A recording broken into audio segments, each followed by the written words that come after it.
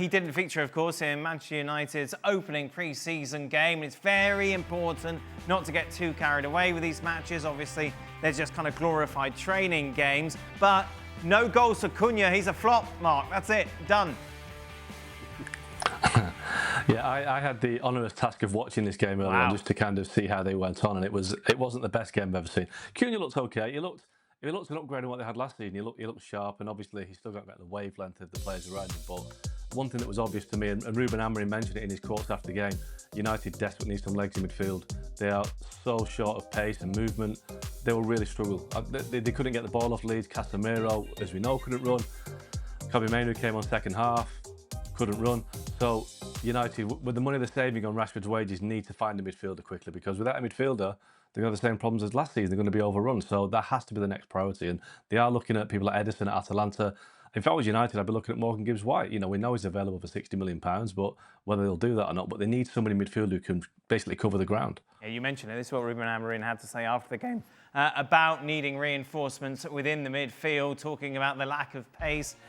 We have a lack of pace, especially in the middle of the park, and you can feel it's hard to win the ball, but we created chance. Well, but I don't get what Oggy said, Morgan Gibbs-White there. Morgan Gibbs-White is a player who plays between the striker and the midfielder, and they've got Bruno Fernandes, they've got Cunha, they've got players that do that. They're not central midfielders. A bit worrying that Oggy says that they got outplayed and couldn't get the ball off Leeds United. And on yesterday's show, Julian Laurens was saying they don't fancy Agate because he can't pass the ball. They signed him from PSG, they paid millions for him, and we're talking about a guy who can't pass the ball. So you've got a player who really can't pass the ball, and you're trying to play out from the back. He's not in the team.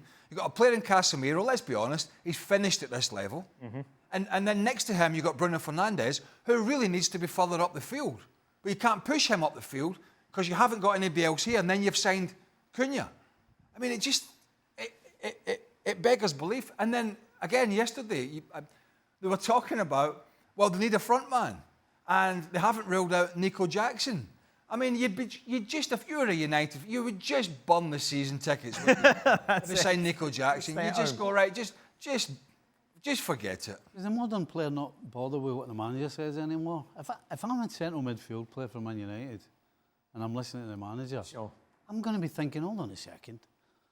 I think you'd have to go and say, hold on a second. If you're talking about me, can you tell me to my face? Right. Because you can't say that. Well, we all know it's true, and they probably know it's true, but you don't come out and say that in the press. I mean, that's just crazy. It makes no sense whatsoever. And apparently, your modern player isn't like us in our day where you would just get slaughtered and you had to deal with it. You know, apparently the modern day player is a bit soft and a bit lightweight and needs a cuddle. Right. So what's that going to do to anybody? I mean, Kobe Mainoo would be a great example.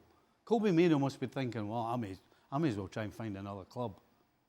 I mean, I don't get it. I don't get what the coach is thinking. It seems that Amorim is quite happy. I mean, he was, you know, the Rashford cases last year is slightly different because it ran a lot deeper, and his comments were very strong on, you know, Rashford. You know, not the cleverest of comments, I don't think, to be honest, about I'd rather play the bus driver and all that sort of stuff.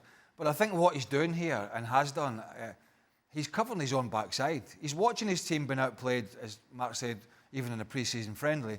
And when he's asked these questions at press conferences, he's saying, "Well, it's not me. Right. It's not me. I don't have somebody to run about in the middle of the park. So it's not me, and it's nothing I'm doing. What I'm doing the best I can." Basically, that's what he's saying. He's sort of covering himself, and he just seems hell bent. And I think we're going to talk about it all year again. Just hell bent and playing the same way every week. What's going to happen at the start of the season if they don't start well? Because, as you said, he's covering his own back, but he's covering his own back off the back of not looking after the players. Right. So before you've even kicked a ball in anger, it's a vicious circle, isn't it? You've got the players thinking, hold on, this guy's looking after himself. He's not even bothered to look after us. Oh, I tell you, he's got no chance. They start badly. He's got no chance. They got a midfield and back line that just wouldn't get you past mid-table. No, you look at that 11 again, weren't you? One word on Mbeumo. What's going on? Why is this taking so long, Mark? No, medical this weekend. It should be done next 24, 48 hours. Might make the flight to America on Tuesday with the squad, but he needs a visa before he can do that. Okay, lovely, jubbly. God, that was a lot of He can get an Esty, can he? I can show him how to get an Esty. I mean, Esther. An Esther. Yeah, That's what I meant. yeah. I think. Well, I think he needs a little bit more than that. I think he needs a visa. It got me here.